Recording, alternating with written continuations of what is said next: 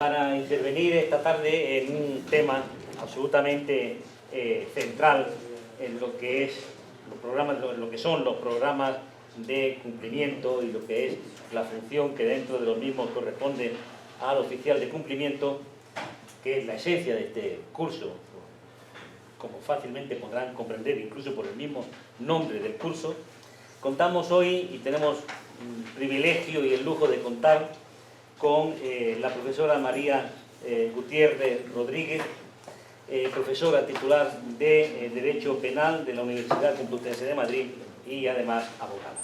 Su currículum, que no voy a reproducir, es realmente impresionante, y yo le añadiría que aparte de eso meritorio, porque es un currículum realmente impresionante, pero en dos ámbitos distintos, en el ámbito profesional práctico y en el ámbito profesional académico.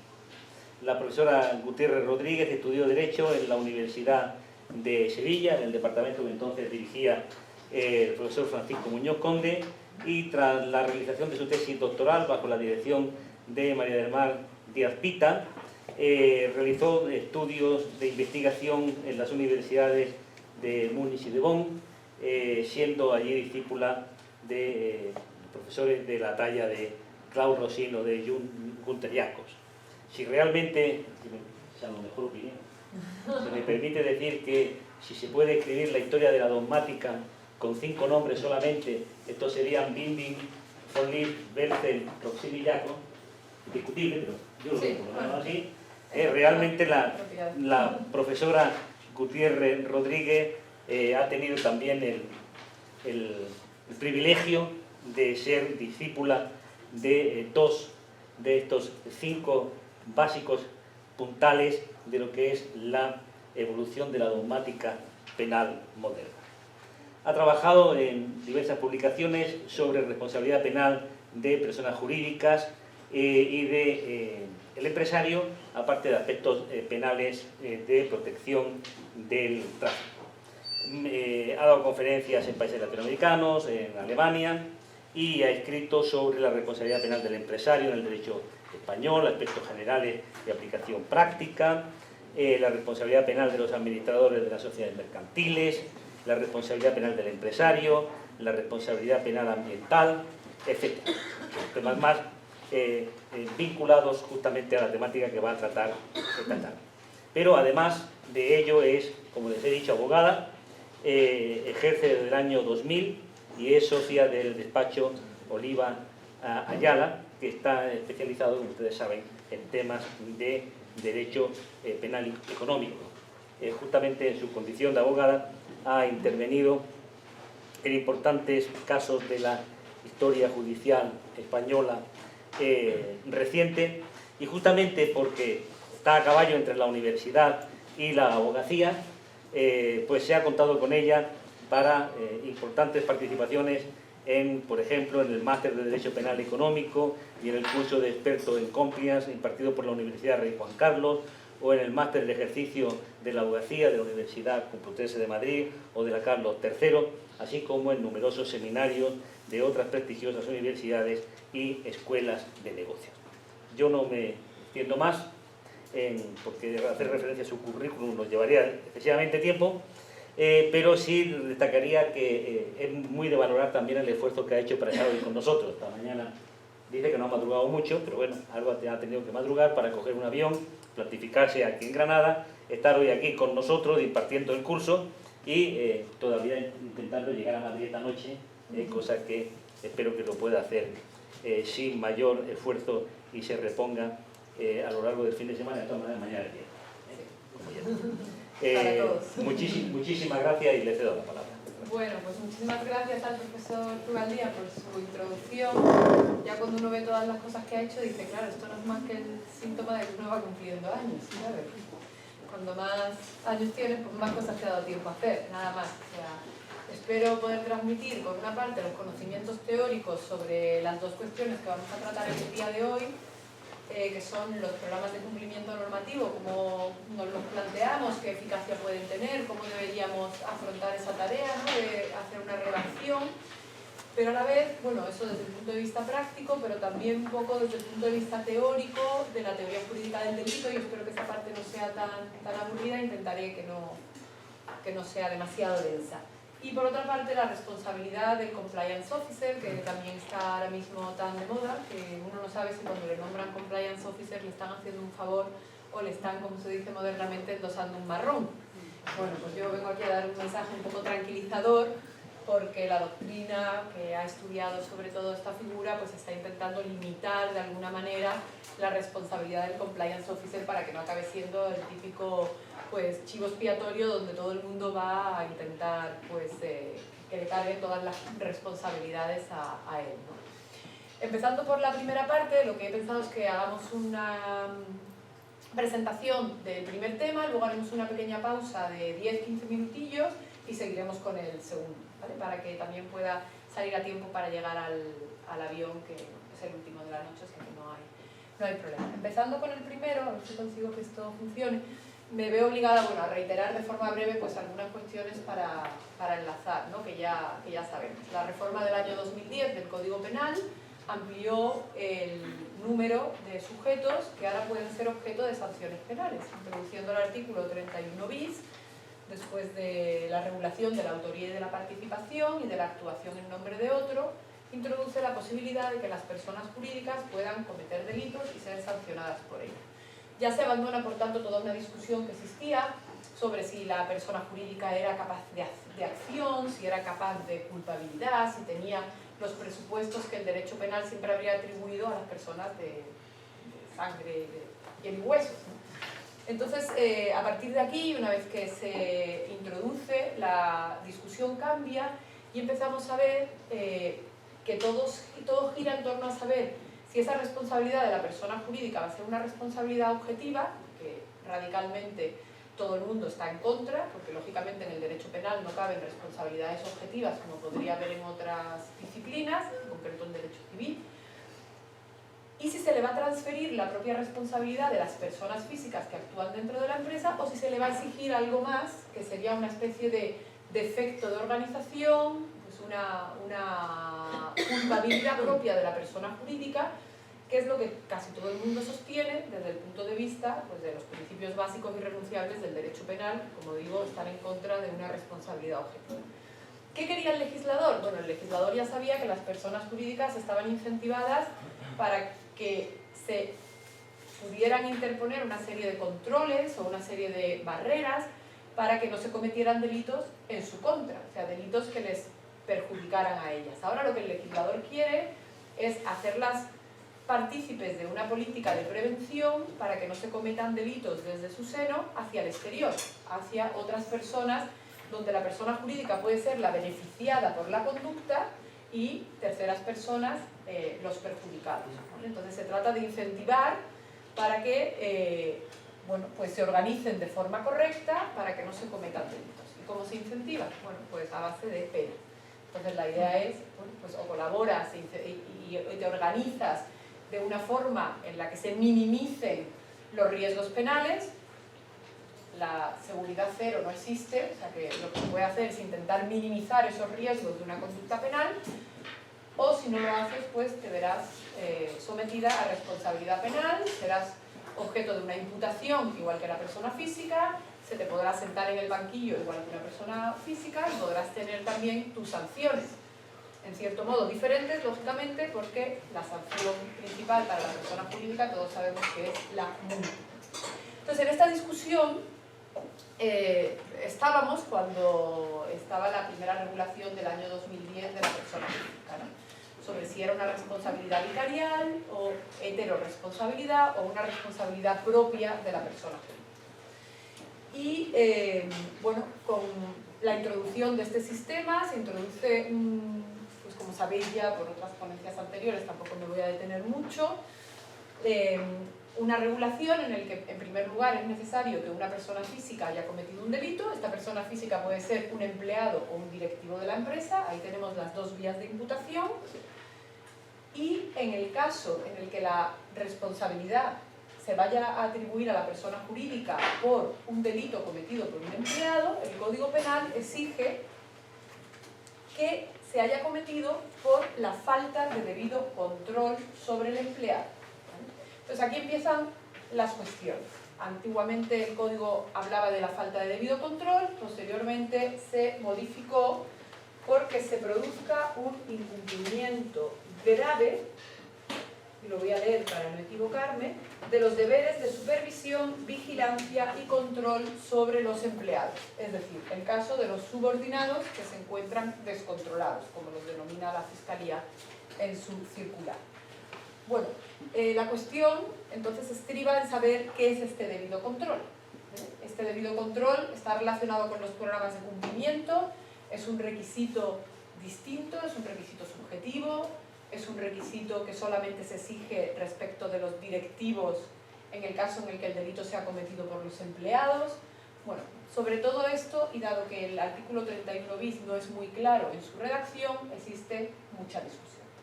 Pero desde el punto de vista práctico, lo interesante es saber que antes incluso de que llegara a ser aplicada la regulación del 31 bis, y dada la discusión que existía entre la Fiscalía, la doctrina, los magistrados del Tribunal Supremo, el propio legislador emprendió una reforma para aclarar qué es esta cuestión del debido control, que es en el fondo la que nos interesa en la sesión de hoy.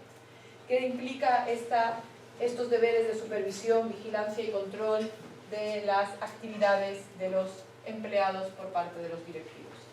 ¿Esto se soluciona con un adecuado programa de cumplimiento o es un requisito distinto?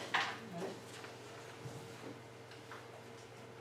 Bien, efectivamente, bueno, aquí tenéis la explicación. Tras la reforma del año 2015, en la que luego ya entraremos detenidamente, se contempla una exención de responsabilidad penal para la persona jurídica que se aplica en ambos casos, es decir, tanto cuando el delito lo comete un empleado como cuando el delito lo comete un directivo, con un requisito básico, que el órgano de administración, que es el obligado, bien, el órgano de administración, adopte mecanismos de prevención idóneos, o lo que es lo mismo, adopte un modelo de organización y gestión con medidas de vigilancia y control, el famoso programa de cumplimiento normativo, también llamado Compliance Program por la influencia anglosajona, ¿no? Que no significa más que la empresa declare, garantice, vigile que va a cumplir con la legalidad. No es más que una manifestación que no puede quedarse tampoco solamente en el papel, sino que debe implementarse correctamente y tener unos mecanismos de supervisión de que la empresa quiere instaurar una ética de cumplimiento normativo desde la cúspide, es decir, es importante que estén involucrados todos los empleados de la empresa. Cuando digo empleados me refiero tanto a los de un menor escalafón hasta el presidente del Consejo de Administración. ¿Bien? Tiene que ser algo que vincule a todo el personal y tiene que venir aprobado, por lo tanto, por el órgano de administración. La cuestión era que estos programas de cumplimiento, en el año 2010, el legislador ya le había dado una validez y les había dado una cierta eficacia. ¿Pero qué eficacia tenían entonces? Solamente tenían eficacia atenuatoria. Hago aquí un excurso sobre las atenuantes que ahora están reguladas en el artículo 31.4. En principio, a la persona jurídica solo se le pueden aplicar, se podría discutir esta situación, pero lo que la ley nos dice es que solamente se le pueden aplicar estas 4 atenuantes, que son todas ellas postdelictivas, y que implican siempre como una especie de colaboración con la investigación, confesión, reparación del daño. Esto, si veis, está un poco copiado del sistema americano, claro. Colaboración en la investigación con pruebas nuevas y decisivas. Bueno, esto queda muy bien en el sistema anglosajón, donde el fiscal tiene el monopolio de la acción penal. Pero, lógicamente, en un sistema como el español, donde además de la fiscalía también puede intervenir la acusación particular e incluso una acusación popular, cualquier persona, ¿no?, que quiera perseguir esos hechos, pues el colaborar con la investigación con pruebas nuevas y decisivas pues será algo a lo que nosotros van a tener que pasar muchos años para que veamos que esto sucede, ¿no? Porque un buen programa de cumplimiento exige que la empresa, ante las irregularidades que pueda detectar, las investigue y luego está la cuestión de qué hace con los resultados de esa investigación, ¿no? ¿Hay obligación, no, de denunciar a las autoridades? ¿Esto sería una autodenuncia? Bueno, pues aquí tenemos también una cuestión para debatir, pero lo que me interesaba es que el establecimiento de medidas para prevenir y descubrir posibles delitos futuros, si se implementan antes del comienzo del juicio oral, podían dar lugar a una atenuación de la responsabilidad de la persona. Ante esta situación, en el periodo 2010-2015, pues surgió la duda. ¿Y qué pasa cuando la persona jurídica ya tiene este programa de prevención instaurado previamente? Por mucho que se haya cometido un delito, es posible que el programa haya fracasado en este concreto aspecto, pero de existir ese programa previamente, podría tener algún tipo de relevancia. La Fiscalía, en su primera circular, la circular 1/2011, dijo que en principio ellos no iban a dar mucha credibilidad a los programas de cumplimiento normativo. Sin embargo, la doctrina pues, se puso completamente en contra de esta posición de la Fiscalía, y magistrados del Tribunal Supremo, en conferencias, manifestaban que ellos no iban a seguir la posición de la Fiscalía y que si la persona jurídica imputada probaba, el problema de la carga de la prueba lo trataremos después, pero si la persona jurídica tenía un programa de cumplimiento normativo, pues que sí que iba a ser tomado en consideración, porque si precisamente estamos diciendo que la responsabilidad penal de la persona jurídica no puede ser objetiva, sino que tiene que estar basado en un defecto de organización, si la persona jurídica, por más que en un momento determinado se haya podido cometer un delito, está correctamente organizada y tiene un diseño correcto del programa de prevención, decía la doctrina y los magistrados del Tribunal Supremo, pues es obvio que tiene que tener alguna validez, tiene que tener alguna eficacia para mitigar la responsabilidad penal de la persona jurídica, no solo si lo ha implantado antes del comienzo del juicio oral, sino, por supuesto, si ya lo tenía previamente. Y en este caso se llegaba a afirmar que no sería una atenuante, pero que incluso podría llegar a ser una eximente. Luego también hablaremos sobre la naturaleza jurídica de esa eximente, ¿vale? Precisamente eso es lo que hace la reforma del año 2015. Ante esa disputa que se había planteado entre Fiscalía, magistrados del Tribunal Supremo, doctrina, y sin que todavía se hubiera aplicado en ningún solo caso, por lo menos ninguno que hubiera llegado al Tribunal Supremo, por supuesto, y que hubiera dado lugar a una aclaración, el propio legislador dice qué es esto del debido control. Y en el preámbulo de esta ley, pues precisamente señala que lo que quiere es aclarar ante esta disputa que se había generado qué es el debido control.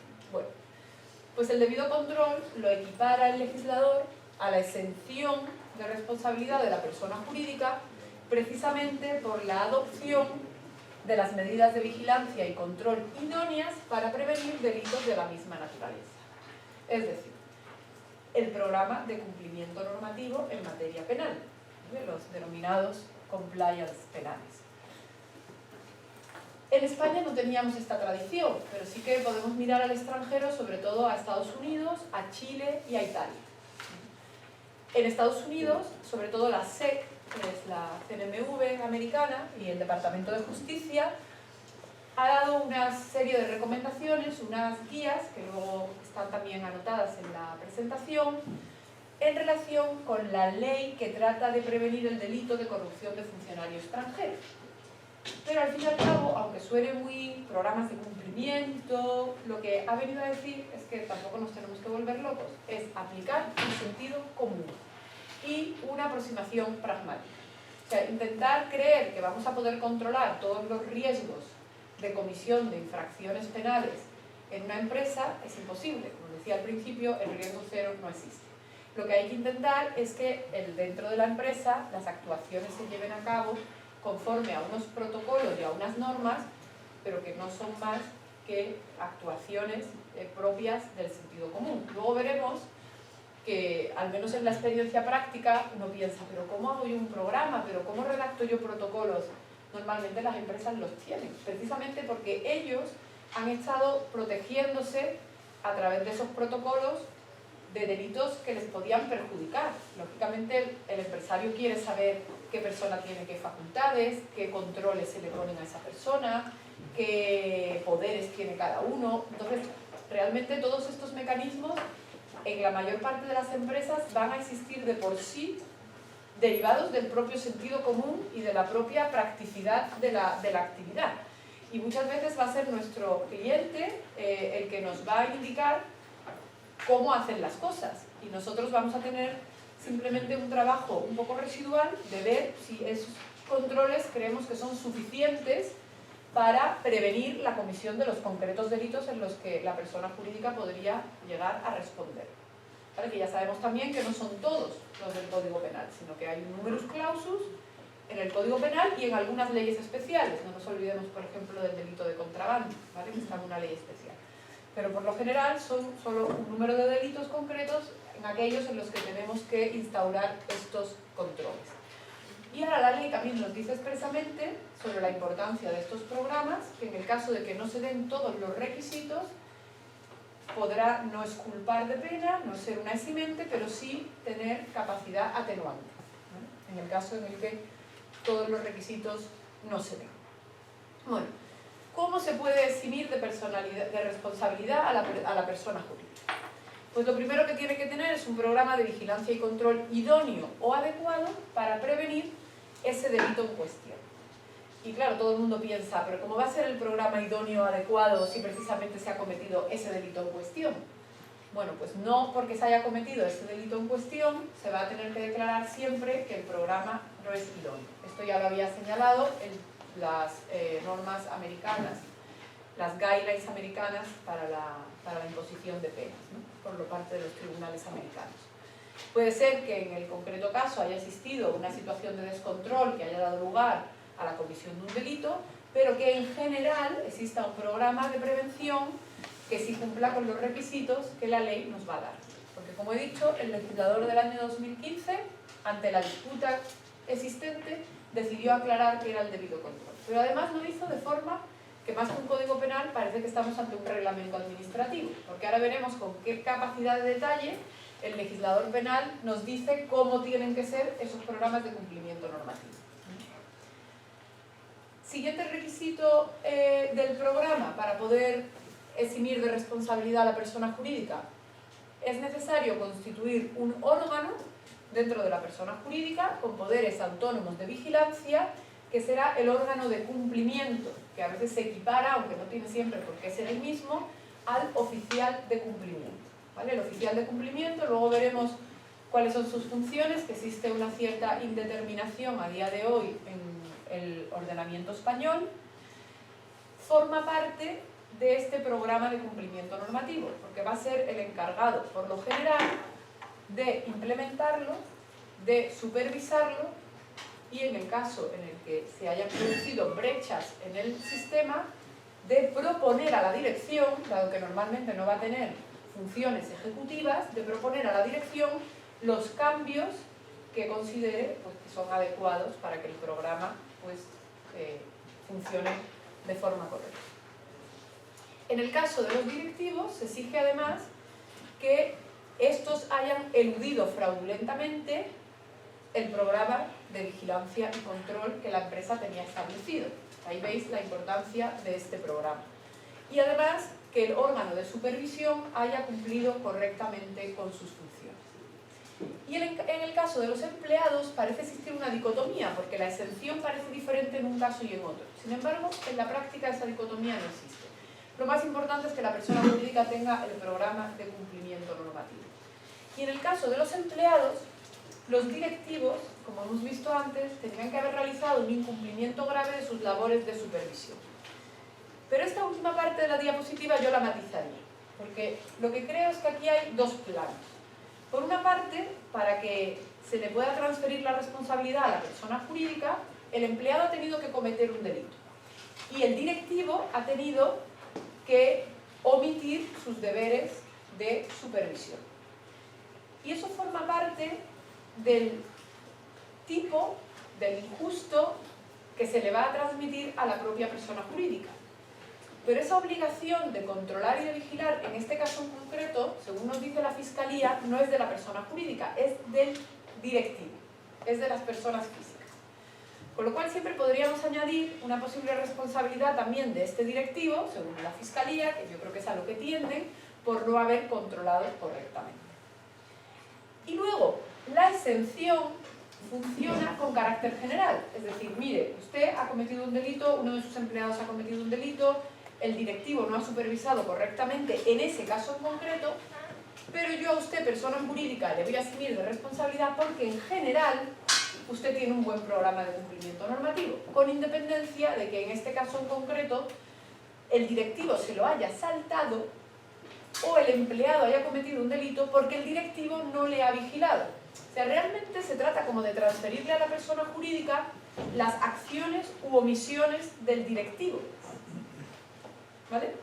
Pero en sede quizás de culpabilidad, y aquí pues tendríamos que estar más de acuerdo con la Fiscalía, con el Tribunal Supremo, como luego veremos, la persona jurídica podría eximirse de pena si prueba, y aquí tenemos el problema de la carga de la prueba, porque dependiendo de qué naturaleza jurídica le demos al programa de cumplimiento, la carga de la prueba estará en un lado o en el otro, y sobre esto volveré después también un poco desde un punto de vista práctico. De tal manera que el modelo de prevención adecuado tiene que estar en cualquier caso, tanto cuando el delito lo comete un directivo como cuando el delito lo comete un empleado, para que la persona jurídica pueda verse eximida de responsabilidad, ¿vale? Y ese incumplimiento de los deberes de supervisión del directivo le afectan al directivo persona física, en el caso en concreto cuando el delito lo comete un empleado. A ver si me explico. O sea, por una parte tenemos que el directivo tiene que haber incumplido su deber de supervisión cuando el delito lo comete un empleado, y por otra parte, y eso es en el caso concreto, y eso lo tendrá que probar la acusación, y por otra parte tenemos que la empresa, si quiere eximirse de pena, tendrá que acreditar que tenía en general un programa de cumplimiento normativo correcto, con independencia de que en ese caso concreto haya fallado o el directivo lo haya eludido fraudulentamente o no haya controlado bien a su empleado. ¿Vale? De ahí la importancia del programa de cumplimiento. Luego volveremos a la disputa que tienen la Fiscalía y el Tribunal Supremo sobre si esto es un elemento del tipo o es una excusa absolutoria. Porque si es un elemento del tipo, le correspondería aprobarlo a la Fiscalía, y si es una excusa absolutoria, pues le correspondería aprobarlo a la persona jurídica. Que en el fondo yo creo que no le falta razón, en cierto modo, a la Fiscalía de que quién mejor que la persona jurídica para acreditar que su programa de cumplimiento era correcto.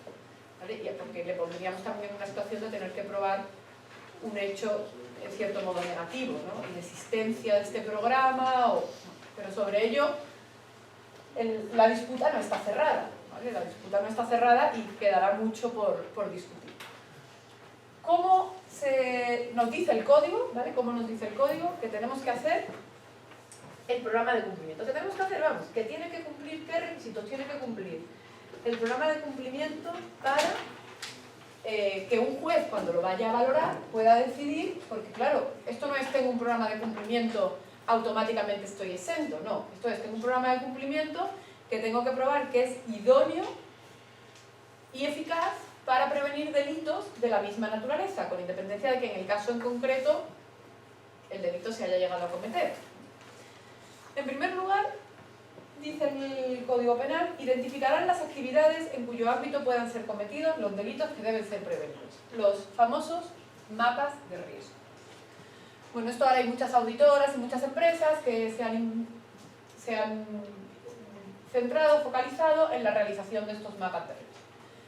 La realización del mapa de riesgo, pues básicamente lo que consiste es en ver la actividad de la empresa, número de empleados que tiene, en qué países está presente, qué tipo de negocios lleva a cabo con normalidad, y comparar con los delitos de los que la persona jurídica puede responder para ver, en función de su actividad, de cuáles puede tener más riesgo de comisión y de cuáles puede tener menos.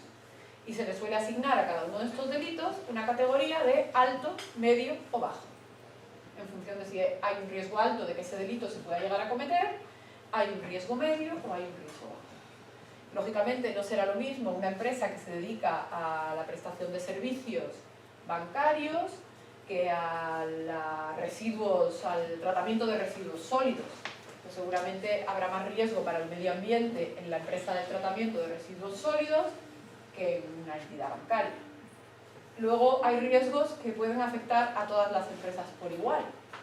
Pues la corrupción, el blanqueo de capitales. Hombre, la corrupción quizás en una empresa que se dedica a concursar en el sector público, por ejemplo en el sector de la construcción, pues podría tener más riesgo. Pero esto es sentido común. ¿Y cómo lo hacen las auditoras? Pues se presentan normalmente en la empresa y mantienen entrevistas con los directivos de cada departamento por áreas de negocios, por ejemplo, con el de recursos humanos, con el director comercial, con el jefe de auditoría, y les preguntan, bueno, a ver, en la trayectoria pasada un poco intentar investigar el track record de la empresa. ¿En su trayectoria pasada usted alguna vez le han puesto una multa por contratar ilegalmente trabajadores? ¿O a usted le han puesto alguna multa por infracciones administrativas que también pueden servir para darnos una pista? ¿Contra el medio ambiente?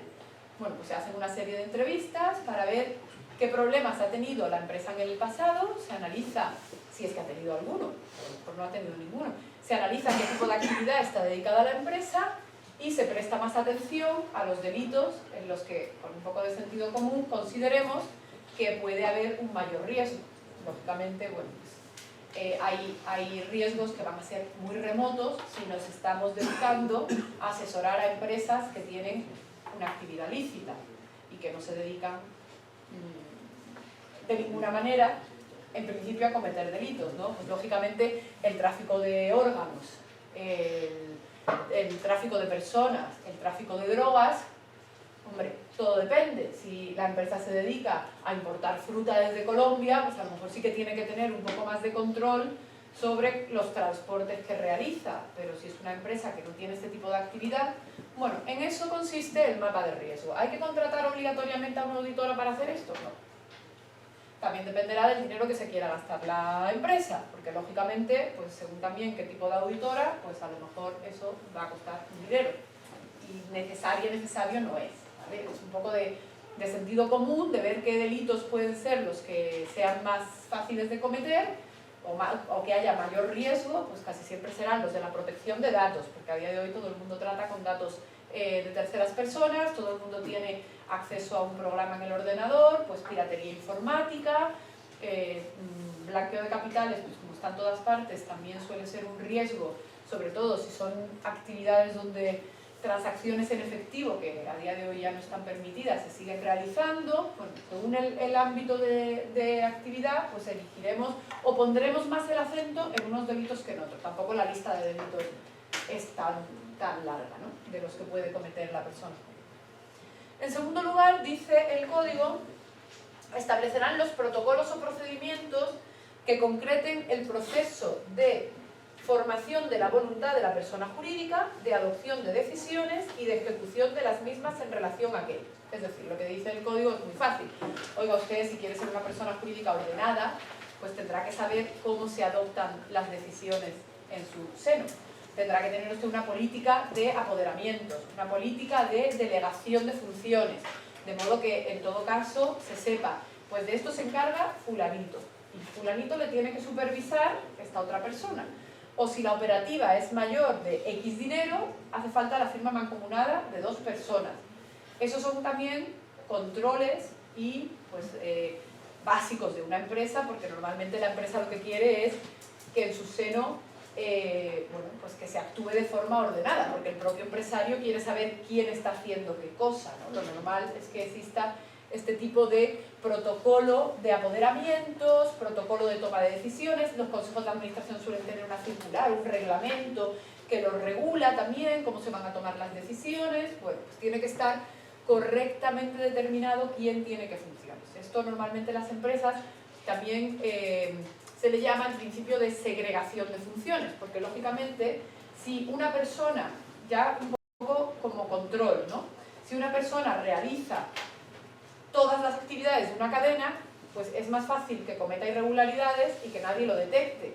Si hay varias personas que se vigilan uno a otro, pues entonces tendremos, bueno, pues como siempre, el de 4 ojos ven más que 2, ¿no? Y si se segregan las funciones y no una persona contrata, pero bueno, es el día a día de las empresas. Hay una persona que contrata, para la contratación necesita la firma de otra persona, luego tiene que pasar por tesorería, la factura tiene que estar visada, bueno, pues también existe una política normalmente de compras. Y en esa política de compras pues se dice quién puede comprar, cómo, de qué manera hay que hacerlo, si hay que pedir presupuesto a 3 proveedores, pues todo suele estar establecido de manera que las cosas se hagan en la medida de lo posible correctamente y cumpliendo la legalidad vigente. No tiene mayor. Luego veremos algunos ejemplos de estos protocolos. Dice el código también que tienen que ser modelos de gestión de recursos financieros adecuados para impedir la comisión de delitos. Esto se interpreta como que hay que dedicar dinero al compliance. O sea, no vale hacer ahí un papel, meterlo en un cajón, sino que esto lleva unos recursos financieros. Pues hay que hacer formación, hay que contratar a unos expertos externos para que posiblemente nos hagan el programa de cumplimiento normativo, hay que revisarlo periódicamente, como luego veremos, y todo esto pues tiene que tener, bueno, pues un desembolso económico y que los recursos financieros además se gestionen de forma correcta. Bueno, las normas contables, por ejemplo, se aplican en las empresas, o sea que tampoco es un descubrimiento que el Código Penal haya dicho ahora que los recursos financieros, lógicamente, un empresario quiere que sus recursos financieros estén bien gestionados, ¿vale? Que no se escape el dinero, que haya un control sobre los fondos de la empresa. En cuarto lugar, tenemos la obligación de informar al órgano de seguimiento de los riesgos e incumplimientos. Dice el código, impondrán, o sea, el programa de cumplimiento tiene que imponer la obligación a todo el mundo. Aquí volvemos a lo mismo, empleados, directivos, presidente del consejo de administración, desde el portero hasta el máximo directivo, de informar de posibles riesgos e incumplimientos al organismo encargado de vigilar el funcionamiento y observación del modelo de prevención. Aquí hablaremos en la diapositiva siguiente de los famosos canales de denuncia, ¿vale? Los whistleblowers, hotlines, speak-up lines, ¿vale? Que se les ha querido dar distintos nombres porque lo de whistleblower, que es como el que sopla el silbato, ¿no? El chivato, un poco de la policía inglesa, ¿no? Cuando iban a detener a alguien, pues llamaban al resto de policías tocando el silbato. Entonces es como dar la voz de alarma. Pero en España, quizás porque nuestro carácter es un poco diferente, pues hablar del chivato, que no queda muy bonito, ¿no? Además, bueno, se discute mucho sobre los canales de denuncia también. Hay países, por ejemplo, como Alemania, que están bastante en contra, por su experiencia pasada, ¿no? De la cantidad de personas que espiaban durante la época nacionalsocialista para descubrir quiénes eran judíos. Y entonces esto del vigilantismo es más propio de una sociedad americana, ¿no? Donde parece que uno está controlando lo que hace el vecino todo el rato, que de las sociedades del sur de Europa, por ejemplo. Que es que nos da igual lo que hagan de al lado, y si le pillan bien, él sabrá, y yo por qué voy a tener que ir a delatarle. Claro, esto es luchar también un poco contra nuestra propia idiosincrasia, porque es que no es tan fácil. Poco a poco iremos cambiando. Yo creo que esto, pues a base de palos, pues se va a conseguir. Pero es verdad que crea también una especie de eso, de vigilantismo, de tengo que estar pendiente de lo que hace el de al lado. Ahora lo veremos. Es muy importante que el sistema de prevención tenga un sistema disciplinario que sancione adecuadamente el incumplimiento de las medidas que establezca el modelo.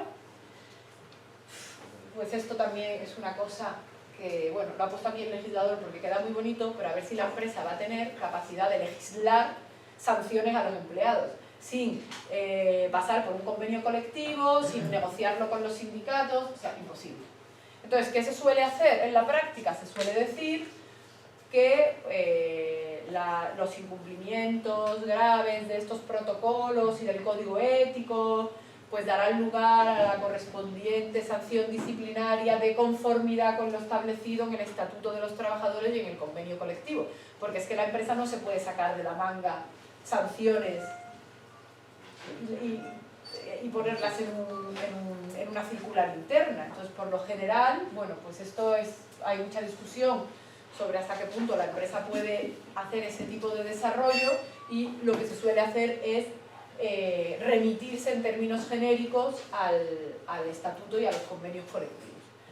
Y por último, también se exige que el programa de cumplimiento no sea algo muerto, sino que sea algo vivo, que esté en constante evolución y que se revise periódicamente el programa de cumplimiento.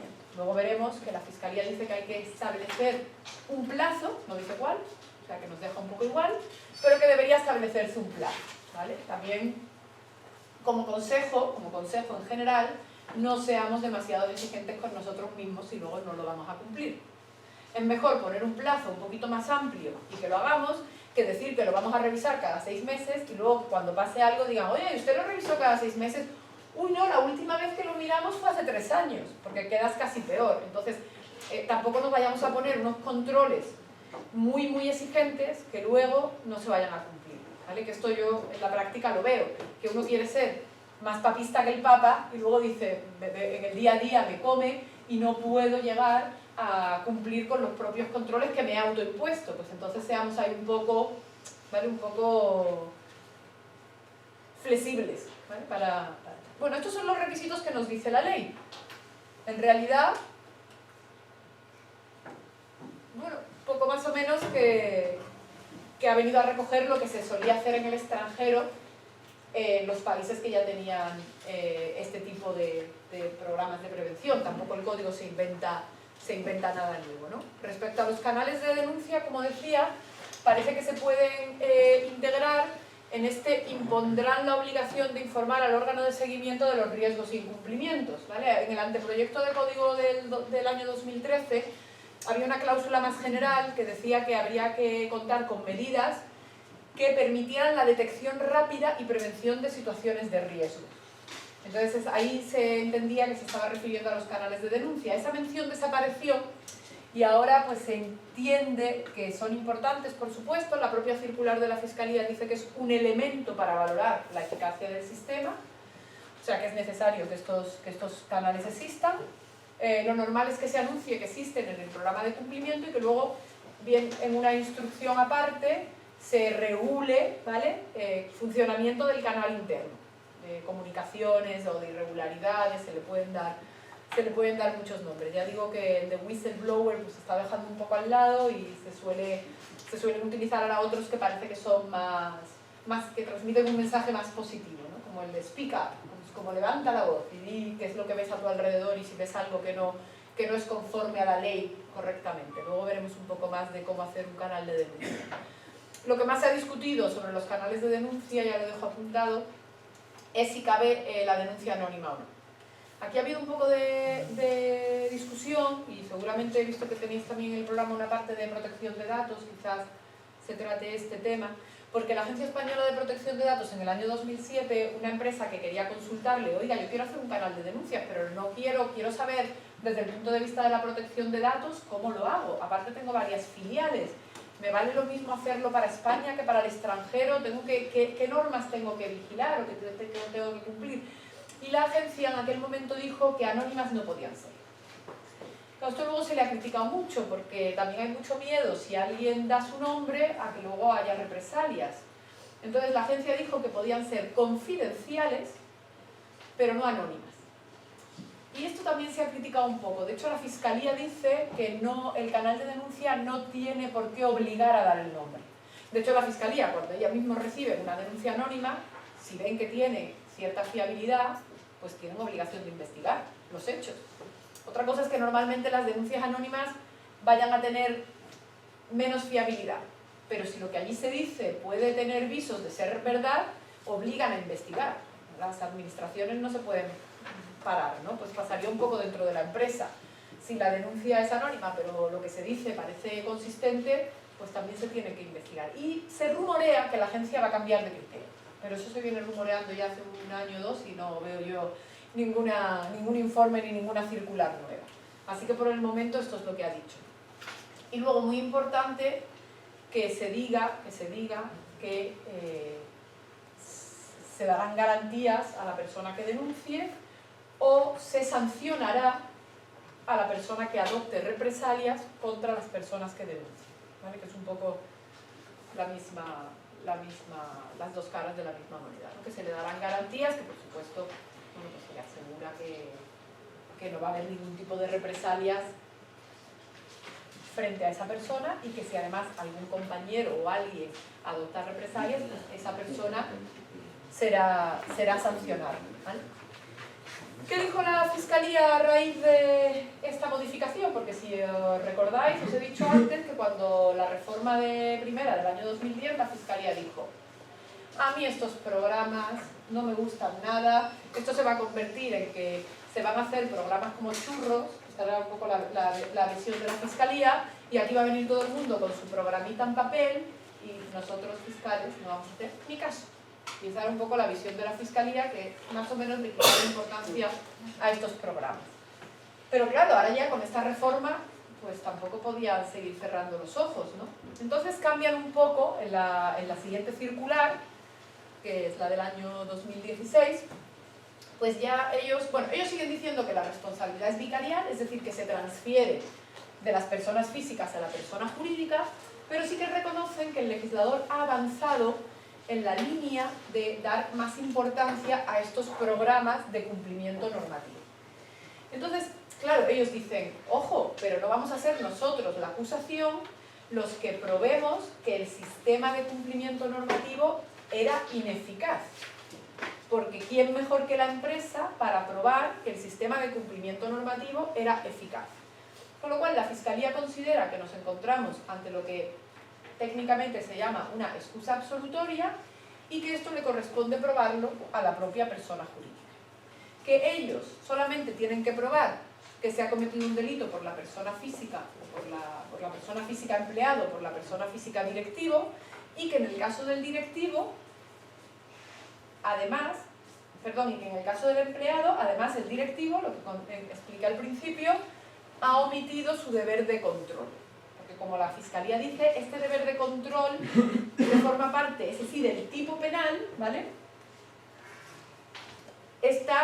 Reside en la persona física, en el superior, y no en la persona jurídica. Y luego la persona jurídica tiene que probar que en términos generales tiene un programa que es correcto. O sea, la Fiscalía tiene que probar que en el caso concreto ha habido un descontrol, y la persona jurídica que tiene un sistema de prevención del delito que en términos generales es adecuado y eficaz, con independencia de que en ese caso concreto pues haya podido fallar. ¿Problema de todo esto? Que claro, normalmente en instrucción, todos los que ejercemos sabemos que hay muchas defensas que no sirven. Si yo al juez instructor empiezo a hablarle del dolo, empiezo a hablarle de concurre una causa de justificación, señoría, mi cliente era inimputable, me dice: sí, eso discútalo usted en el juicio. Porque aquí, cuando estamos en la primera fase de investigación del delito, lo importante es ver si hay indicios de que se ha cometido un delito. Ya, o sea, tipo objetivo, que diríamos los penalistas, ¿no? ¿Lo que ha sucedido coincide con la descripción de un delito indiciariamente? Sí, pues para adelante. Que usted dice que aquí hay una causa de justificación, que usted no conocía, que usted no sabía, a juicio. Entonces, claro, esto empieza a dar el miedo de que digan: claro, menudo daño reputacional para las personas jurídicas.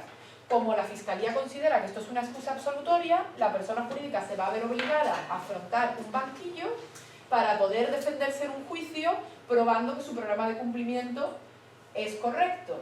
Pues no parece del todo correcto esto, porque se va a ver abocada siempre a la persona jurídica a la pena de banquillo y al daño reputacional. Y aquí es donde empieza, y por esto os doy esta pista, un poco la polémica con el Tribunal Supremo, que luego veremos que algún magistrado ha dicho: no, es que esto no es una excusa absolutoria como dice la Fiscalía, esto es propiamente el tipo penal. Y si desde un primer momento la persona jurídica tiene el programa de cumplimiento y la Fiscalía no es capaz de probar que no había una ausencia de control, que no ha habido una desorganización, se le tiene que poder archivar el procedimiento a la persona jurídica desde el principio, ¿vale? Están implicados aquí tanto el concepto naturaleza jurídica de esta exención, con requisitos para su prueba, estadio del procedimiento penal en el que se puede probar, y cuándo y quién tiene que valorarlo. Lo puede valorar el juez de instrucción, se va a ir siempre la persona jurídica a juicio. Lo ideal sería que lo pudiera valorar el juez de instrucción en un primer momento, ¿no? Para que no se llegara siempre al juicio. Bueno, pues aquí está el problema que decía en el fondo probatorio. Según la Fiscalía, ellos solo tienen que probar la conducta delictiva del dirigente o el incumplimiento de sus obligaciones de control sobre el empleado que cometió el delito, y la persona jurídica tiene que probar que en general el sistema de del programa de cumplimiento normativo, el sistema de gestión de cumplimiento, era eficaz para prevenir delitos de esa naturaleza. Y la Fiscalía, por tanto, considera que es una excusa absolutoria como he dicho. ¿Y qué pistas nos da la Fiscalía sobre cómo hacer el programa de cumplimiento? Bueno, lo primero que dice es que ellos no van a tener ninguna piedad con aquellas empresas que hayan hecho el típico programa de cumplimiento para evitar la sanción penal. Entonces, si se nos ve el plumero de que lo que hemos hecho es un documentillo para enseñarlo cuando venga el juez si ha pasado algo, pues la Fiscalía va a decir que eso no sirve. La Fiscalía quiere que se acredite que efectivamente en la empresa hay una cultura, una ética que ha calado. O sea, que no se trata solo de un papel, sino que ha calado en todos los estamentos de la persona jurídica. ¿Vale? Que existe realmente esa cultura ética y empresarial. Que además esa cultura tiene que estar apoyada desde la dirección. Es lo que llaman el tone at the top. O sea, el tono se lo tienen que dar arriba. Tiene que venir impulsado desde arriba, tiene que ser aprobado. Entonces, cuando tenéis que hacer un programa de cumplimiento normativo, pues siempre hay que destacar que el Consejo de Administración ha encargado la redacción de este programa porque tiene un gran interés en que dentro de la empresa, al final son como unas declaraciones programáticas, pero se tiene que ver el interés desde el propio órgano de administración, que en el fondo es el obligado a que exista este programa de cumplimiento normativo. Luego veremos que puede delegar determinadas funciones, pero es el obligado. Luego dice también la Fiscalía que va a eximir de responsabilidad en las dos vías de imputación, pero que cuando el delito lo comete el directivo, habrá que probar que eludió fraudulentamente el modelo de control. ¿Vale? Esto, según la Fiscalía, pues le corresponderá también probarlo a la empresa. ¿Por qué? Porque forma parte de uno de los requisitos de la exención, si miramos el artículo 31 bis del Código Penal. ¿Vale? ¿Y qué requisitos? A ver, estos requisitos no es que sean obligatorios, pero lo que he puesto ahí entre paréntesis es, bueno, ya que la Fiscalía dice que esto es lo que ella va a considerar que es necesario para que el programa sea eficaz, pues o cumplimos o explicamos. ¿Vale? O sea, o lo hacemos así, o si no, cuando redactemos el manual, pues tendremos que decir, bueno, en este caso no se ha considerado necesario que tal cosa sea así, porque tal, porque para esta empresa, porque claro, también es que estamos generalizando y las empresas son muy diferentes. Hay empresas grandes, pequeñas, muchos trabajadores, dependiendo de cuántas áreas de actividad tengan, dónde tengan filiales, en qué idioma se habla dentro de la empresa. Lógicamente el programa no puede ser igual en unos casos y en otros, ¿no? Entonces, o cumplimos más o menos estas exigencias, o si no, por lo menos, que a la hora de redactar el programa, pues pongamos un parche de, bueno, no se hace de esta manera, porque tal y cual, ¿vale? Para que más o menos pues explique el por qué hemos considerado que en ese caso no era necesario. Bueno, de nuevo dice la circular que se tiene que ver, que la finalidad tiene que ser que haya una cultura de cumplimiento para reducir de forma significativa. La propia Fiscalía es consciente que no se puede llegar al riesgo cero, ¿vale? Reducir de forma significativa. Que hay que mirar también el track record de la empresa, o sea, qué antecedentes tiene, si ha sido siempre una empresa que ha cumplido con la legalidad y una vez ha tenido un problema, o si es una empresa que sistemáticamente está teniendo sanciones en una determinada materia. Pues claro, eso va a hacer que ya la Fiscalía sospeche de que los controles en esa determinada materia no son muy efectivos. Aunque se haya cometido un solo delito, si el programa en general ha ido funcionando a lo largo de la historia, todavía no tenemos historia, pero bueno, la habrá en breve, pues entonces serán más proclives a considerar que es eficaz el programa, ¿no? Tiene que estar redactado por escrito, con lo cual es necesario que se redacte, y claro y preciso. Es verdad que tampoco tiene por qué, según el Tribunal Supremo, luego veremos, y especialmente en las empresas pequeñas, llevar el nombre de manual de prevención de... Yo creo que puede haber empresas que estén correctamente organizadas, que no tengan ningún defecto de organización, que tengan sus propias políticas y que todo eso forme parte de ese programa de cumplimiento normativo. Pero bueno, a día de hoy, y ante las dudas, casi es mejor que nos curemos en salud y que si lo podemos llamar manual de prevención de riesgos penales, pues o compliance penal, o, bueno, o política para que sea más explícito. De nuevo dice que tiene que ver los riesgos reales y potenciales por tipos de, el famoso mapa de riesgos, del que nos hablaba también el Código Penal, el protocolo de adopción de decisiones. Dice que es útil contar con aplicaciones informáticas. Me consta que hay muchas empresas, incluso algunas de las auditoras, que están desarrollando software específico para la materia esta de prevención penal. Aquí metió la Fiscalía una cuestión que la verdad dice que hay que tener altos estándares éticos en la contratación de los directivos. Esto, leído de otra manera, significa no más Rodrigo Rato en Telefónica. Lógicamente, pues lo que están pensando es que hay personas que a lo mejor pues a partir de un determinado momento son no gratas y que no deben las empresas pues ayudarles, ¿no? O no más urdangarín, o no más, ¿vale?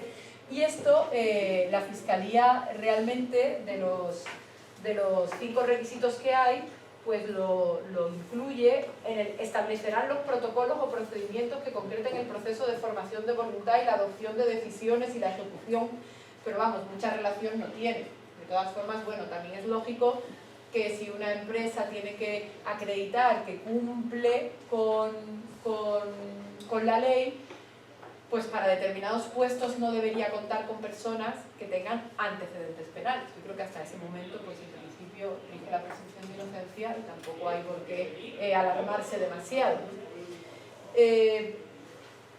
Otra cuestión muy importante de los programas de cumplimientos es que no solo están para prevenir delitos, sino que también le da a la Fiscalía mucha importancia a la detección.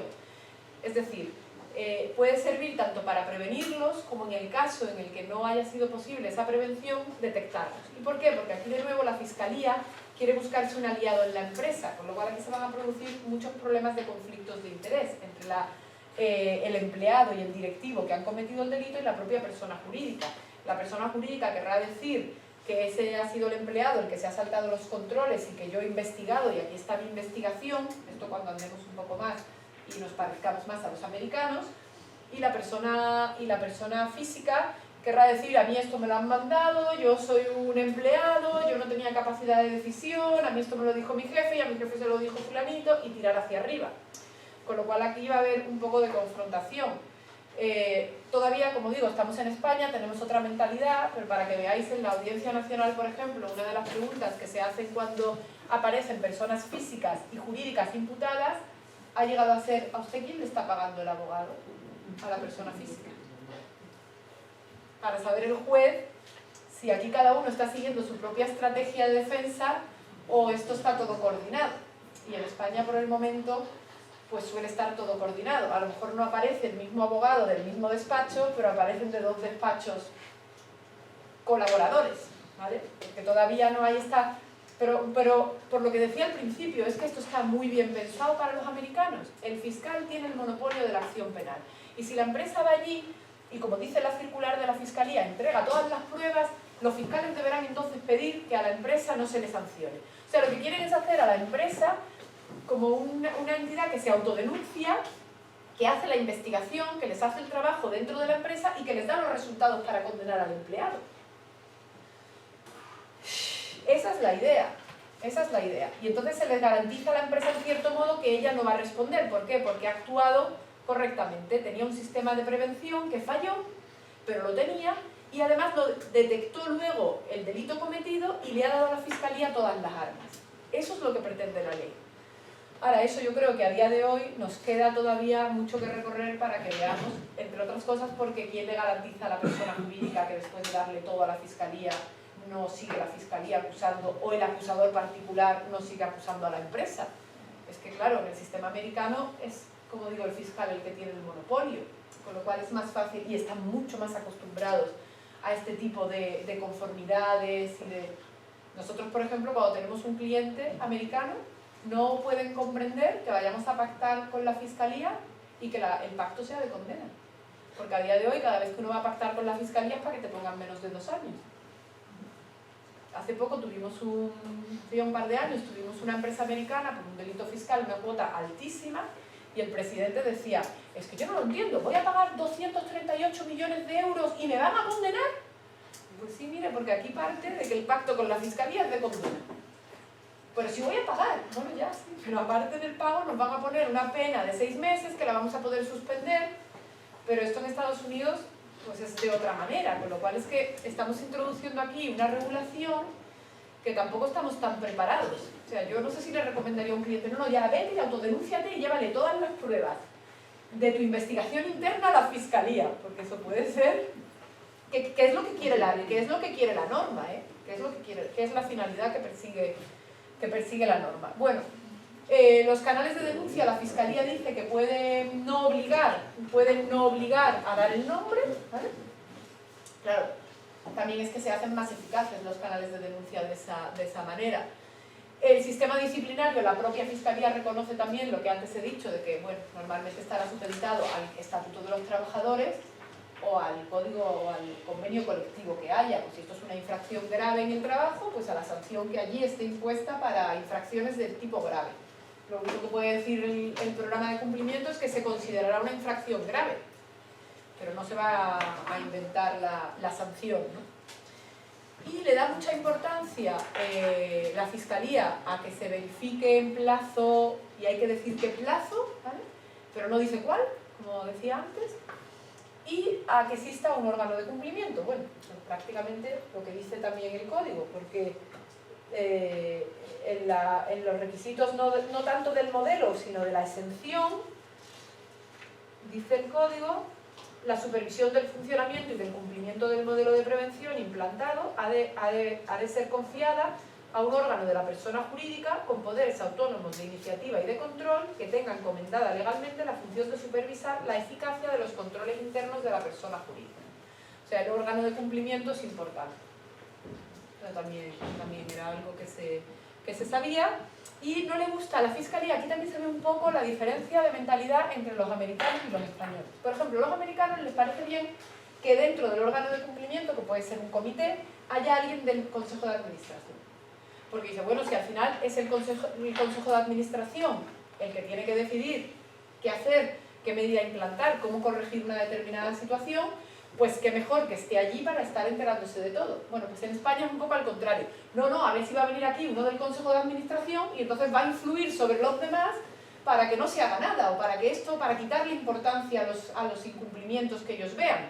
Entonces, mientras que a los americanos no les parece mal que haya miembros del Consejo de Administración en el órgano de cumplimiento, a la Fiscalía, pues, por lo que yo he oído por ahí en conferencias y tal, pues no le parece tan bien. Porque como dice que tiene que ser autónomo y tener sus propias capacidades, pues les da la impresión de que a lo mejor se va a ver influido por lo que pueda decir uno de los consejeros. ¿Qué pasa con el Tribunal Supremo? Bueno, aquí tengo puesto solo 3 resoluciones, no es cierto, hay alguna más, pero estas han sido como las pioneras y las más importantes. Bueno, entre ellas, la de febrero y marzo de 2016, ¿vale? Y aquí vemos un poco dónde están los términos de discusión, porque en el fondo no han dicho gran cosa. A día de hoy estamos todavía un poco ahí en una incertidumbre. La primera de las sentencias es la que le llamo el aviso o el recado del presidente, porque realmente no dice nada. El presidente, el señor Marchena, dice, bueno, a mí me da igual qué sistema se elija, si estamos aquí discutiendo si esto es vicarial, si esto es hetero, auto, da igual. Lo que sí que está claro es que si esto ya es una responsabilidad penal, tendrá que estar basada en los mismos principios irrenunciables que informan el derecho penal. Es decir, que los principios penales que le garantizamos a las personas físicas también se las tenemos que garantizar a las personas jurídicas. Esto es como un aviso, ¿no?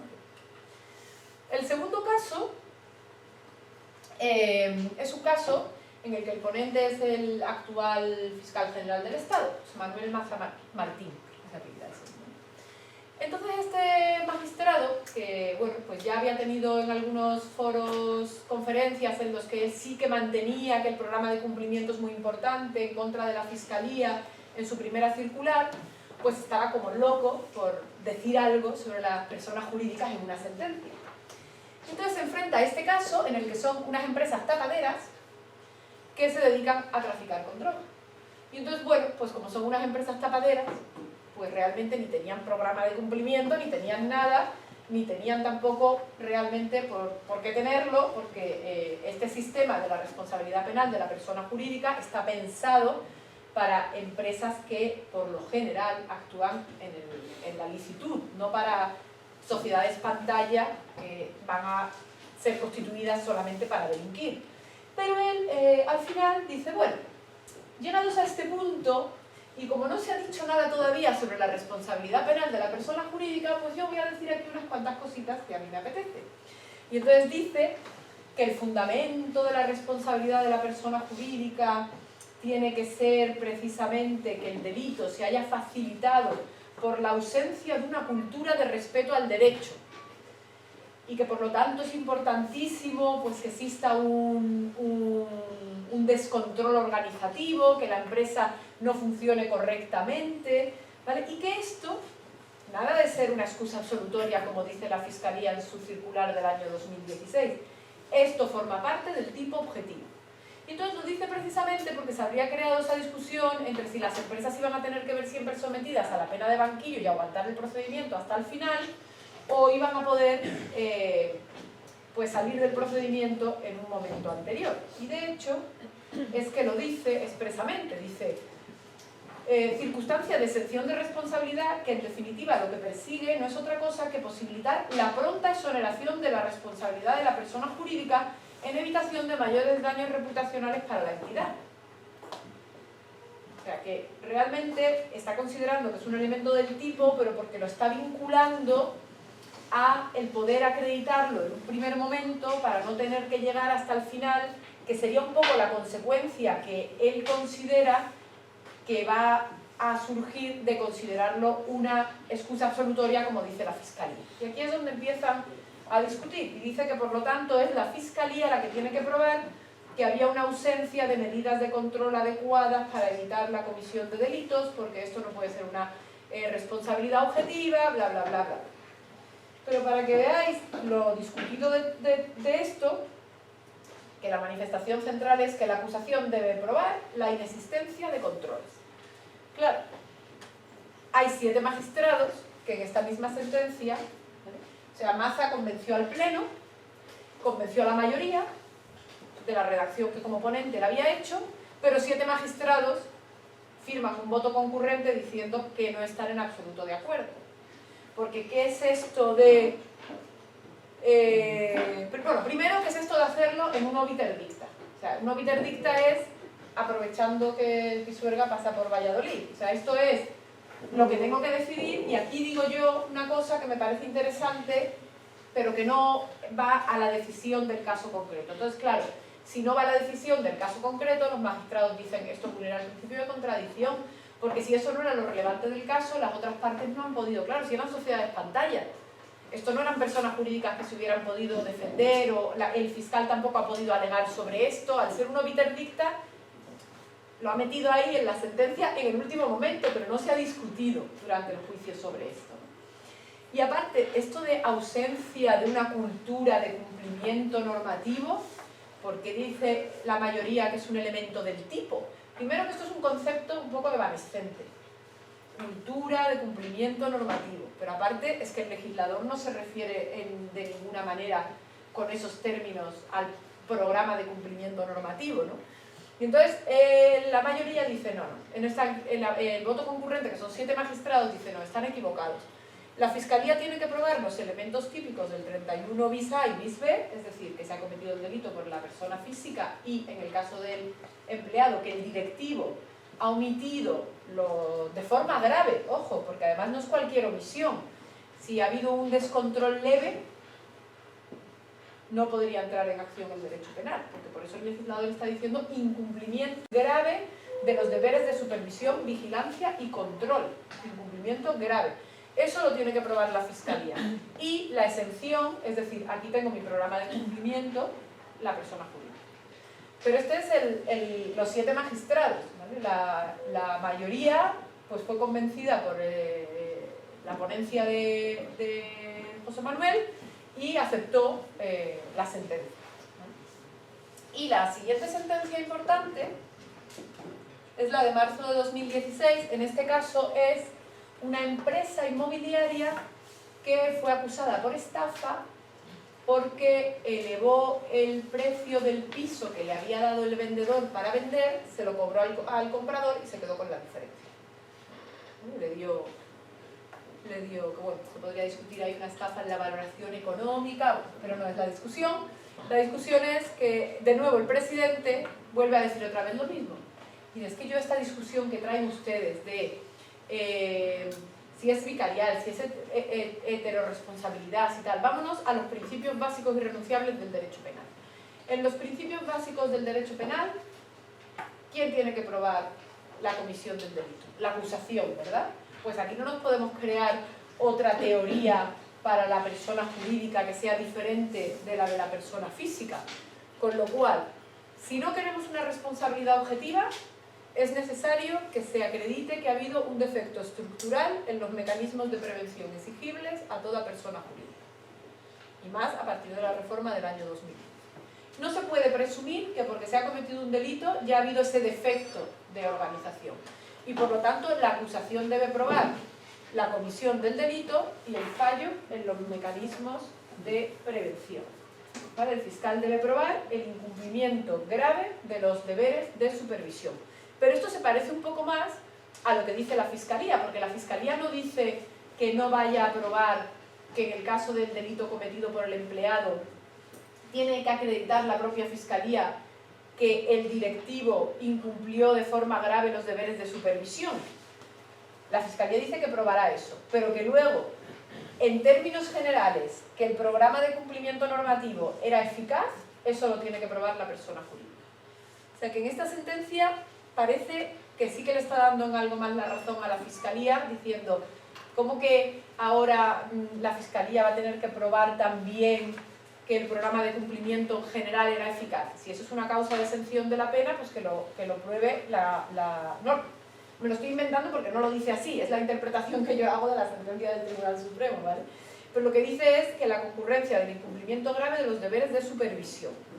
Entonces parece que hubiera como dos estadios, ¿vale? El primero, que es, en el caso concreto ha habido un incumplimiento de los deberes de supervisión de los directivos sobre los empleados, y eso ya me puede fundamentar la responsabilidad de la persona jurídica, pero esta, si en términos generales es una persona jurídica que cumple con la ley, es una persona jurídica que tiene un programa de cumplimiento, que además, en el caso de que el delito lo haya cometido uno de sus directivos es porque lo ha eludido fraudulentamente, pues yo le voy a exonerar de responsabilidad. Pero en este caso sí que quizás estamos hablando de algo que está fuera del tipo. Ahora, queda mucho por discutir, como digo, ni los propios magistrados del Tribunal Supremo se ponen de acuerdo. Y después de esto ha habido otra sentencia, que no la quiero dejar de mencionar, que es la de 13 de junio de 2016, para que veáis el lío que se ha montado, que el propio Tribunal Supremo se equivoca y dice: en el diseño de la imputación a la persona jurídica, el legislador ha optado por un sistema vicarial. El sistema vicarial era el de transferencia y responsabilidad objetiva. Bueno, 28 de junio, 15 días después, dicta un auto aclaratorio y dice: no, que me he equivocado, que no, que es un sistema de autorresponsabilidad. O sea, que ellos mismos andan ahí con un lío que yo creo que no se aclara. Pero lo importante, que el programa de cumplimiento hay que tenerlo, porque es mejor a día de hoy, más después. Esto ya lo decíamos en 2010, hay que tenerlo. Bueno, pues ya después de 2015 hay que tenerlo sí o sí. Pero yo creo que tampoco, que si una persona jurídica no tiene un programa de cumplimiento penal así denominado, pero tiene todos sus protocolos, podrá llegar a acreditar que ha cumplido con la legalidad, ¿vale? Pero que es necesario tenerlo. Entonces, bueno, a continuación tenemos unas diapositivas que son muy parecidas sobre lo que he mencionado antes. La guía práctica que la SEC, que es la CNMV americana, dictó en relación con esta ley que tenéis ahí, que es la Ley Americana de Lucha contra la Corrupción de Funcionarios Extranjeros. Esta es una ley que tiene una vigencia extraterritorial, porque aunque la han aprobado los americanos, se la aplican no solo a empresas americanas, se la aplican a empresas de todo el mundo que puedan llegar a tener intereses en Estados Unidos.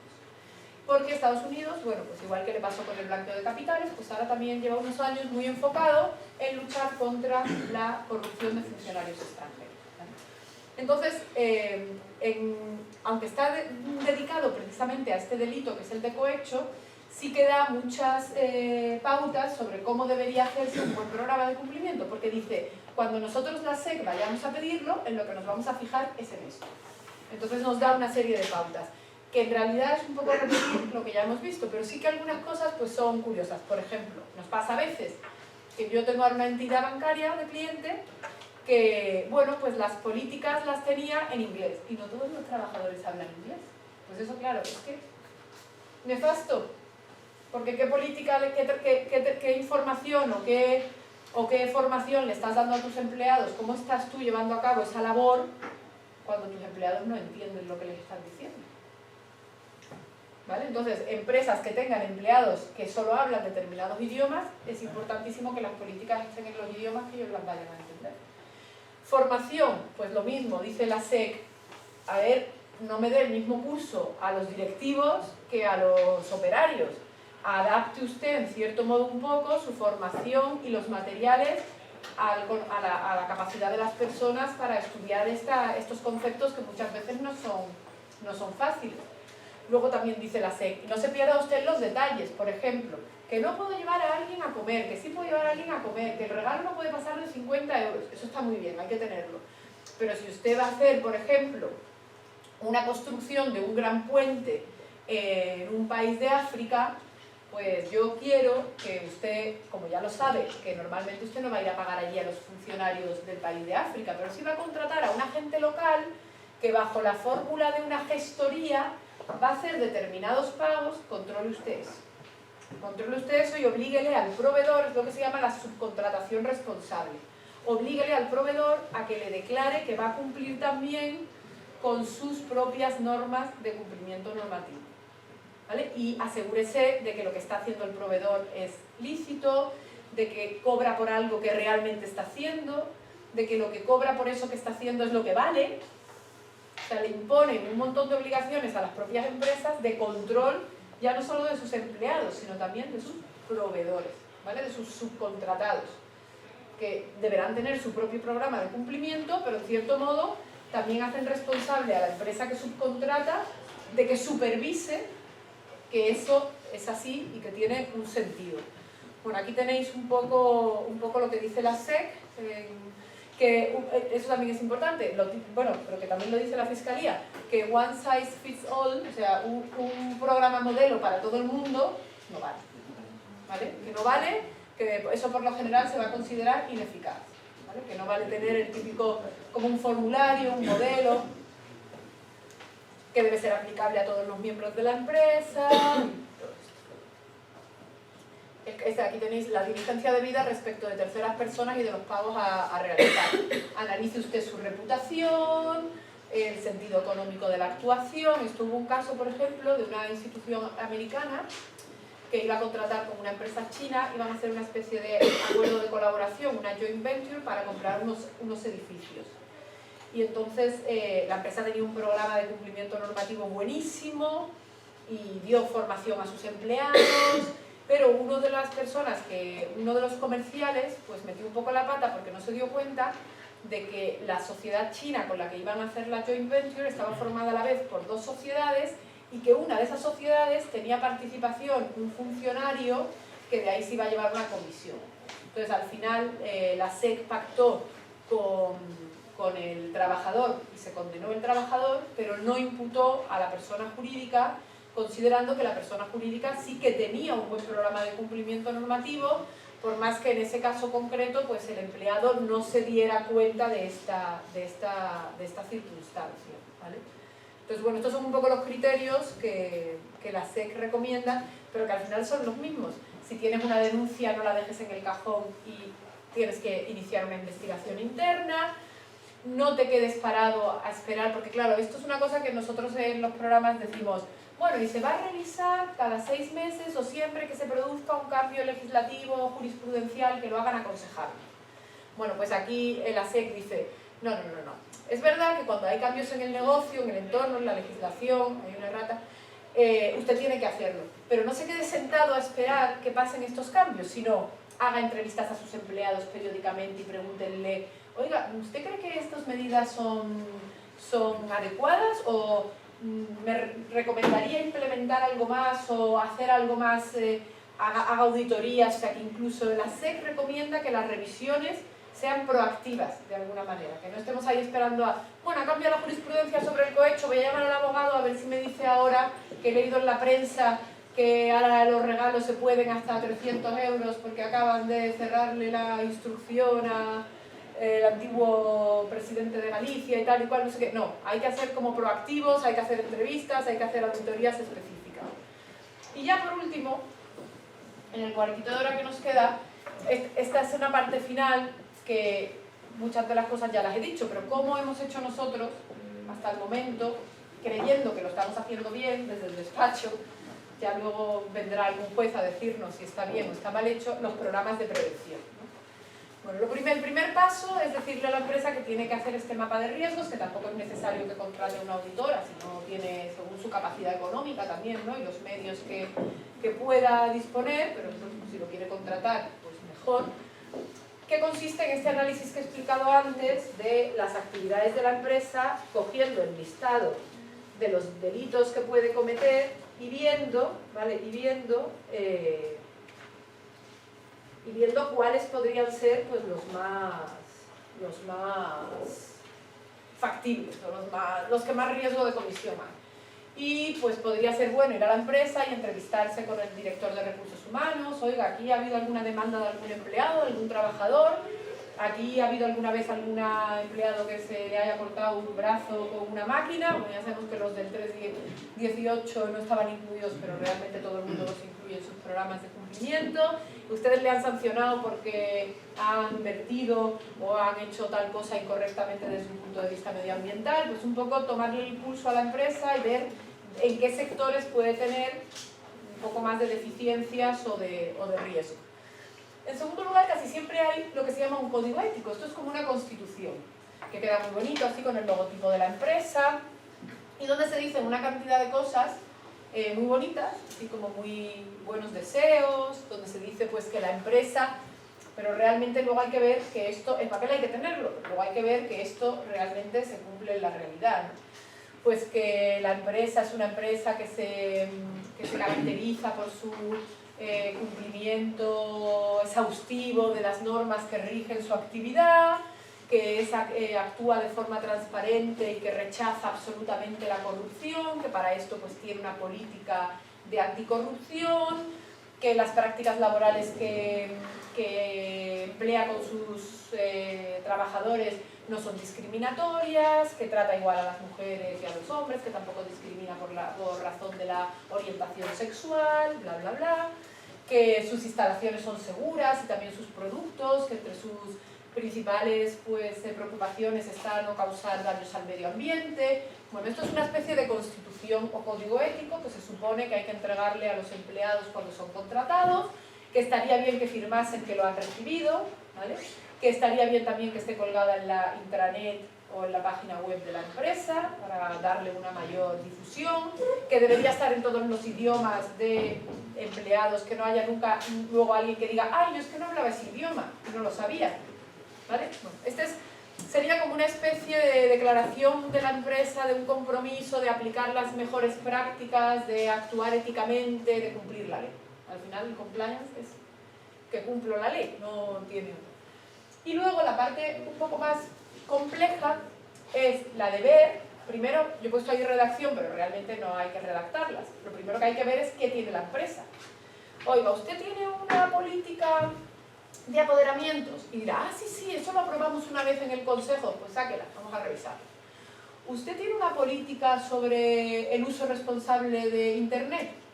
Y muchas empresas lo van a tener, o le van a decir a sus trabajadores en algún momento al final del contrato que no puede utilizar la empresa, los medios de la empresa para descargar material pornográfico, o que no pueden descargar material pirata, o que no pueden, esto, bueno, pues ya son mecanismos de prevención, por lo menos se le está ilustrando al empleado de que esto no lo puede hacer, porque la empresa puede acabar incurriendo en responsabilidad.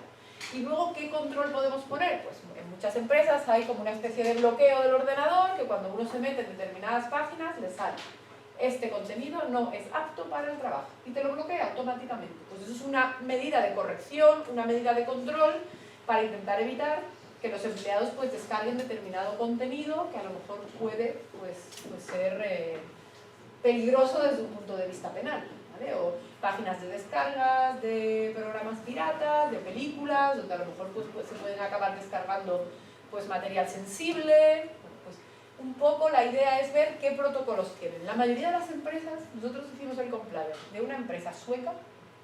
Yo dije que no nos traigan más políticas, por favor, o sea, así, y todas en inglés, y era como, ahora revisa, y ahora claro, se trata de revisar.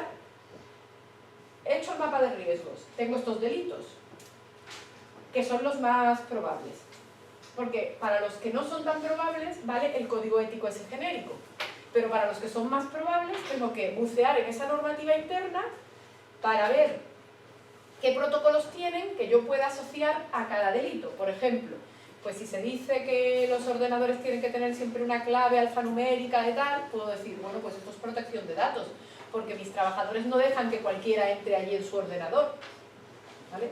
De nuevo, no nos pongamos límites que no vayamos a cumplir. Teníamos otra empresa que decía que todo el que se lleve el ordenador portátil a su casa tenía que firmar en un papel que se lo estaba llevando el fin de semana. Y le digo al director general, ¿y esto lo hacéis? Ah, no, yo creo que allí cada uno que quiere se lleva el ordenador el fin de semana y se olvida de apuntar. Digo, pues entonces no lo pongáis como medida, porque si luego pasa cualquier cosa, pues va a ser como, ¿y por qué no se apuntó? Pues si usted pone ahí que se apunta, tiene que controlar que se está apuntando. O sea que lo mismo que con el plazo de revisión, no nos pongamos metas que luego sean un poco inalcanzables, sino que más o menos cosas que sean flexibles, ¿no? Entonces vemos todas estas políticas. Normalmente hay de protección de datos, de información financiera, políticas contables, gestión de residuos, si la empresa se dedica a eso.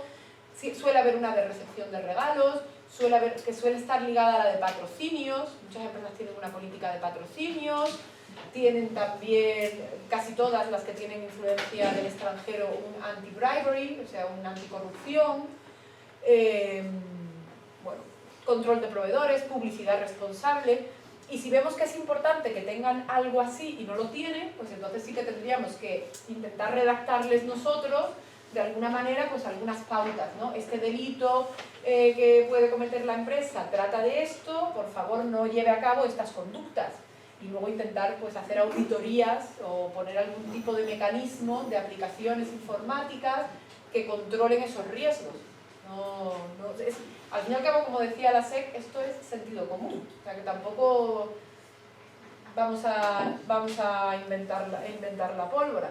Todo esto nosotros lo que hacemos es que le revisamos las políticas de la empresa, pero las políticas son de la empresa, o sea, están impresas con su logotipo y todo. Nosotros les ayudamos a ver si esos controles que tienen son suficientes. Por ejemplo, pues en la de regalos, si nosotros sabemos que la jurisprudencia está diciendo, o que hay normativa internacional que ahora está diciendo que no más de 100 euros, pues a lo mejor les podemos decir que intenten ajustar a la normativa, cambiar, no fijar una cifra porque se puede cambiar con el tiempo, ¿no? Pero bueno, pues que conociendo un poco la legalidad, por eso es importante muchas veces que el programa de cumplimiento se haga por asesores legales y que tengan también unos conocimientos de derecho penal, ¿no? Para poder ver en qué conductas podremos subsumirlas en los tipos penales y poder darles pues, un poco de respuesta. Con todo eso, nosotros lo que hacemos es redactar un manual. Manuales, yo no he traído ninguno de los que hacemos nosotros por confidencialidad, pero si miráis en internet, yo misma he sacado aquí una de la Fundación Grupo Norte, otra de una empresa que se llama ENSA, Iberdrola también tiene una política. Bueno, pues realmente es, de nuevo en el manual se dice que el compromiso que tiene la empresa con la legalidad, se establece el órgano de cumplimiento, se le dota de unas funciones, se señalan cuáles son los delitos que pueden ser cometidos, y esas políticas que la empresa tiene se unen a estos delitos y se dice, en este sentido, la empresa dispone de una política que tiene suficientes controles para prevenir el riesgo de la comisión de este delito, que se adjunta como anexo número 1 de este manual, y se adjunta. O si no se adjunta no pasa nada, pero tienen que estar todas a disposición de los empleados, colgadas en la web, y hay que hacer seguimiento. Y ya la tendencia más moderna, también copiada de los Estados Unidos, es que se incluya dentro de las valoraciones de los empleados, evaluaciones que se hacen anualmente, por ejemplo, y de las que puede depender su bonus económico, el que hayan mostrado durante el año una actuación correcta y cumplidora del programa.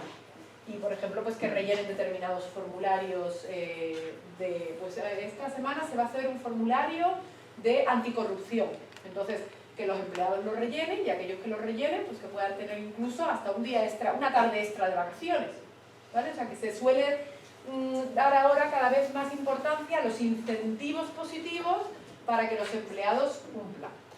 Y que incluso una parte de su remuneración pues pueda ser porque dentro de su evaluación haya un apartado que sea cumplimiento normativo y respeto de los programas de compliance penal, por ejemplo, ¿no? En general, de los programas de cumplimiento. Y bueno, ya la última diapositiva creo que es, sí.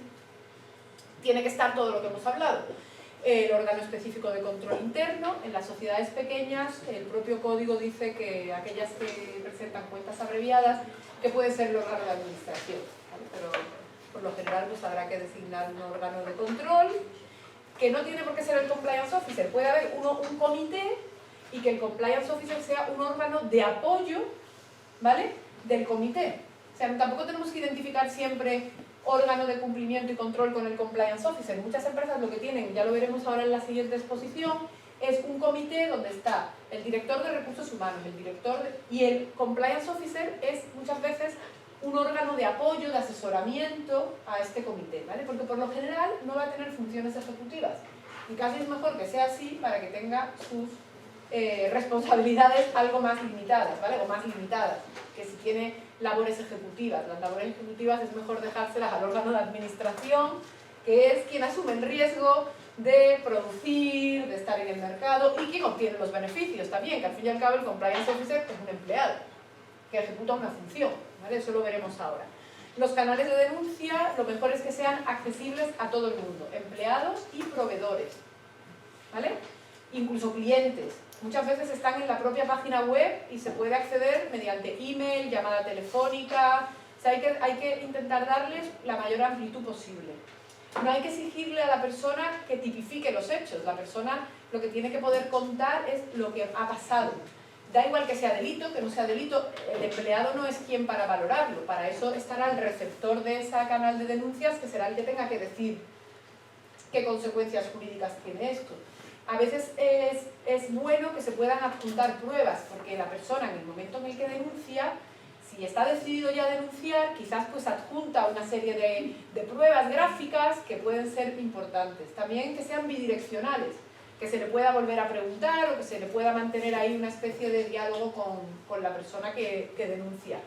Por supuesto no se puede engañar, no se le puede decir pues que él va a estar exonerado de responsabilidad si lo que está denunciando es algo en lo que él está involucrado, porque la empresa no le puede garantizar eso, ¿vale? Si luego hay un procedimiento penal, puede que él tenga también su propia responsabilidad, quizás tendrá un atenuante de confesión o de reparación del daño, pero no le podemos garantizar cosas que no son reales, ¿vale?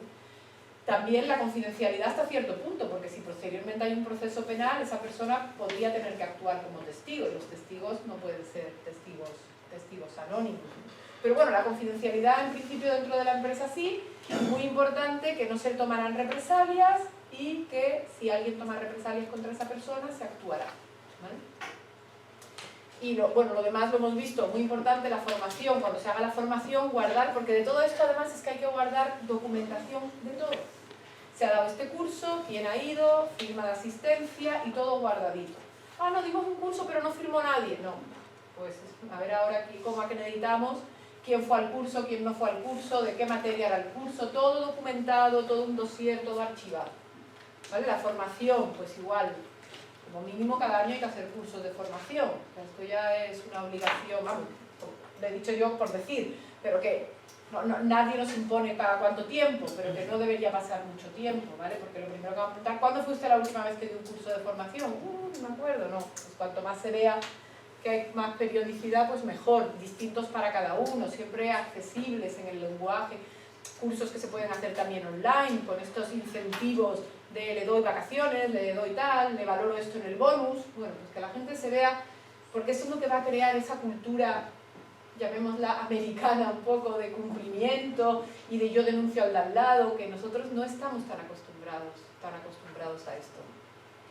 Y las revisiones periódicas, pues también lo que hemos dicho, pues que se diga pues que se revisará anualmente o cada vez que haya un cambio legislativo, pero luego pues hay que hacerlo. No vale decir cosas que luego no se hagan, porque entonces cuando van a decir, pues esto no era, esto era sobre el papel, sino que tiene que estar luego implementado realmente.